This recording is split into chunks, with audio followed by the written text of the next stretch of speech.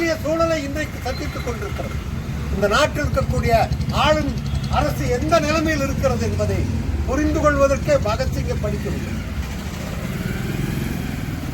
முதலாளித்துவம் என்பதும் ஏகாதிபத்தியம் என்பதும் சுரண்டல் என்பதும் ஏற்றத்தாழ்வு என்பதும் எதனால் என்பதை பகத்சிங் அந்த கட்டுரை எழுதியிருக்கார். அது இன்னும் நீடிக்கிறது. இந்தியாவுடைய வளங்கள் வெளிநாட்டிற்கு கொள்ளையடித்து செல்வதற்காக இந்திய அரசாங்கத்தை ஆட்டுவிக்கிற சக்திகள் இந்தியாவிற்கு வெளியேயும் அதற்கு அடிபணியக்கூடிய சக்திகள் இந்தியாவிற்கு உள்ளேயும் இருக்கிறார்கள் என்பதுதான் வரலாற்றில் இப்பொழுது நாம் பார்க்கிற விஷயம். கடைசியா நான் ஒன்று சொல்றேன். தமிழ்நாட்டில் இன்றைக்கு தேர்தலை நாம் சந்திக்க போறோம். ஏன் திராவிட முன்னேற்ற கழக அரசை வீழ்த்துவதுதான் எங்களுடைய கொள்கைன்னு எல்லாரும் ஏன் சொல்றாங்க என்று கொஞ்சம் சிந்திக்கணும்.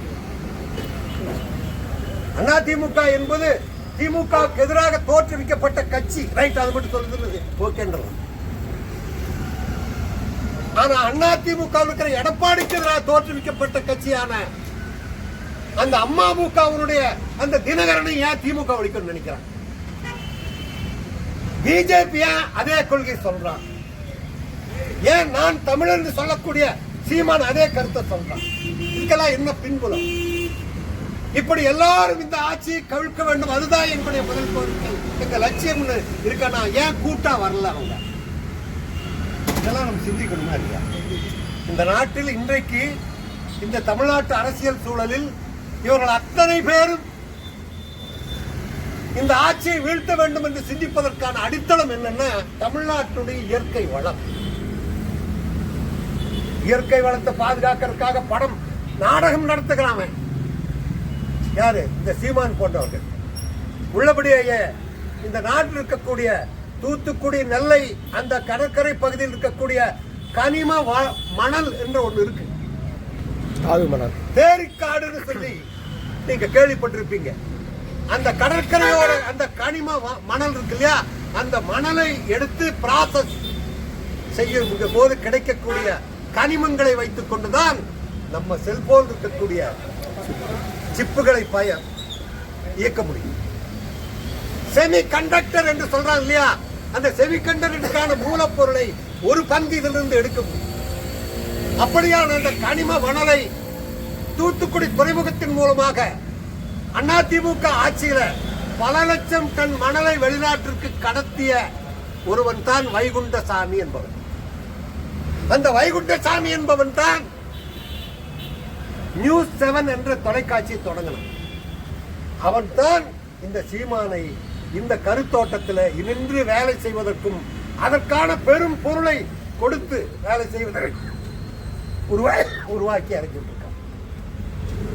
இதற்கு மேல் பாக்சைட் என்பது சேலம் போன்ற பகுதிகளிலேயும் திருவண்ணாமலை மலைகளில் இருந்து சேலம் கஞ்சமலை வரைக்கும் இருக்கக்கூடிய அயன் இரும்பு தாதுவும் நெய்வேலி அந்த பரப்பில் இருக்கக்கூடிய நிலக்கரியும்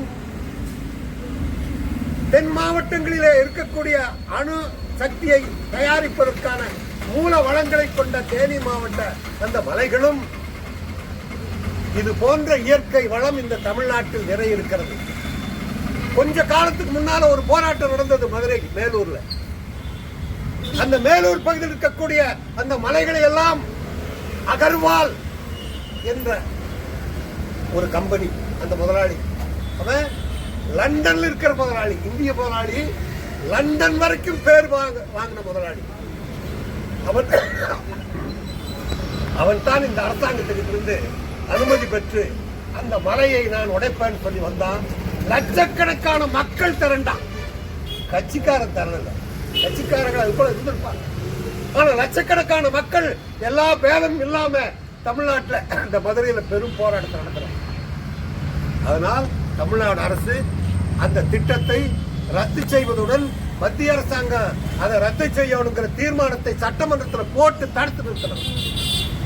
அதே மாதிரிதான் கதிராமங்கலம், நெடுவாசல், தஞ்சை மண்ணில மீத்தேன் இயற்கை வாயு அங்க இருக்கு. யோசிச்சு பாருங்க, இன்னைக்கு ஏற்பட்டிருக்கிற இந்த ஆயில் கேஸ் நெருக்கடியில மத்திய கிழக்கில் நடக்கிற யுத்தத்தின் காரணமாக இந்தியாவிலே பெரும் நெருக்கடி வருகின்ற காலத்துல இந்த கதிராமங்கலம் நெடுவாசல் அந்த அந்த வேளாண் மண்டலம்னு சொல்லி இருக்கு இல்லையா, அதெல்லாம் வந்து அங்கிருந்து ஆயில் எடுத்தா ONGC டெஸ்ட் கொடுத்தான். அதுக்காக ஏராளமான சோதனை கிணறுகள் போட்டான். கடைசியில் ப்ரொடக்ஷனே பண்ணான். ஓடி போய் மக்கள் எல்லாம் திரண்டு, எல்லா இயக்கங்கள் திரண்டு அதை தடுத்து நிறுத்தினான். அன்னைக்கு எடப்பாடி சட்டமன்றத்தில் தீர்மானத்தை போட்டு அது வேளாண் மண்டலம், அங்கே எந்த தொழிலுக்கு அனுமதி இல்லைன்னு தீர்மானம் போட்டான். தமிழ்நாட்டில் திராவிட கட்சிகள் என்ற அதிமுக இருந்தாலும் சரி, திமுக இருந்தாலும் சரி, மக்கள் அதற்கு எதிர்ப்பு தெரிவித்தால் பின்வாங்கிக் கொள்ளக்கூடிய நிலைமையில் இருக்கக்கூடிய கட்சிகள் தான். ஆனால் பிஜேபி என்ற கட்சி இந்த மக்கள் எதிர்ப்புக்கெல்லாம் பின்வாங்காது. அதுக்கு சான்றுதான் சத்தீஸ்கர், ஜார்க்கண்ட், மத்திய பிரதேசம், ஆந்திரா, தெலுங்கானாவில் மாவோயிஸ்டுகளை 31 மார்ச்சுக்குள்ள ஒழிப்பேன் என்று எவ்வளவு தீவிரமாக வேலை செய்யறாங்க. அந்த மாவோயிஸ்டுகள் ஒன்றும் அந்த இயற்கை வளங்களை, இந்த காட்டு வளத்தை, அங்க இருக்கக்கூடிய அலுமினியம், இரும்பு, தங்கம் போன்ற இயற்கை வளத்தை அந்த மக்களை வெளியேற்றி அதையெல்லாம் கொள்ளையடிக்கிறதுக்கு நடக்கிற முயற்சியை தடுப்பதுதான் மாவோயிஸ்டுகள் செய்த வேலை. வேற ஒன்றும் செய்யறாரு. இன்னைக்கு அதை அழிச்சாச்சுங்கிற முடிவு கொடுத்தான். இந்த நாட்டில் ஆயுத புரட்சி, ஆயுதம் மூலமாக இந்த நாட்டில் ஒரு மாற்றத்தை செய்வதை விட மக்கள் திரளை திரட்டுவதன் மூலம் தான் மாற்றத்தை கொண்டு வர முடியும். அப்படி மக்கள் திரளுக்கு மதிப்பு கொடுக்கக்கூடிய கட்சிகள் தமிழ்நாட்டை ஆண்டு கொண்டிருக்கிறது. இவைகளை முற்றாக அழித்து விட வேண்டும் என்றுதான் பிஜேபி நினைக்கிறார். இயற்கை வளத்தை கொள்ளையடிப்பதற்குத்தான்.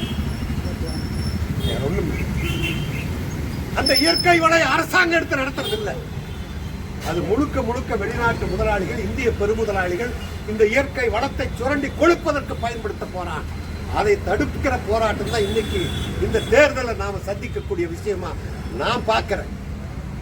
ஆனால் இந்த மக்களை வகுப்புவாத ரீதியாக பிளக்கிறது மாத்திரமல்ல,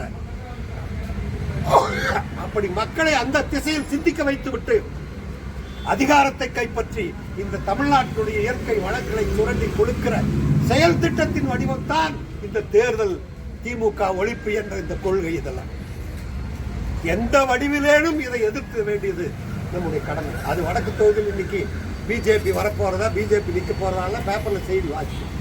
மிக கடுமையான வேலைகள் நமக்கு நம் மீது சுமத்தப்படும்.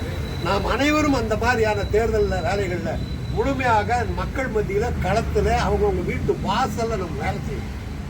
நோட்டீஸ்லேயே போஸ்டர்ல அல்ல, மக்களிடம் போய் நாம் இந்த விஷயங்களை கொண்டு போய் சேர்த்து தமிழ்நாட்டை பாதுகாக்க வேண்டியது பகத்சிங் நினைவு நாளில் நாம் சிந்திக்க வேண்டிய விஷயம் என்று கூறி முடிக்கிறேன்.